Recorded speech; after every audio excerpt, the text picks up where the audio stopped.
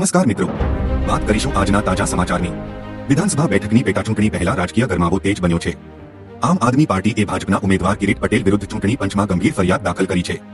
એપીના legal સેલના પ્રદેશ અધ્યક્ષ પ્રણવ ઠક્કરે કિરીટ પટેલ પર ચૂંટણી પંચના નિયમોની અનદેખી કરવાનો અને ઉમેદવારી પત્રના એફિડેવિટમાં અધૂરી માહિતી રજૂ કરવાનો આરોપ લગાવ્યો છે। એપીએ રિટર્નિંગ ઓફિસર સામે પણ ફરિયાદ કરવાની તૈયારી દર્શાવી છે। પ્રણવ ઠક્કરના નિવેદન મુજબ ભાજપના ઉમેદવાર કિરીટ પટેલે પોતાના ઉમેદવારી પત્રના એફિડેવિટના 8.2 નંબરના કોલમમાં વાંધો ઉઠાવવામાં આવ્યો છે। એપીનો મુખ્ય આરોપ છે કે કિરીટ પટેલે પોતાની બીજી 1102 નંબરની ફોર્ચ્યુનર કાર એફિડેવિટમાં દર્શાવી નથી। ચૂંટણી પંચના નિયમ મુજબ કોઈપણ ઉમેદવારે પોતાની તમામ જંગમ કે જંગમ મિલકતો અને વાહનો દર્શાવવા ફરજિયાત છે। આ નિયમની અવગણના કરીને અધૂરી માહિતી સાથેનું ફોર્મ સ્વીકારવામાં આવ્યું હોવાથી એપીએ રિટર્નિંગ ઓફિસર વિરુદ્ધ પણ ફરિયાદ કરવાની ચીમકી ઉચ્ચારી છે।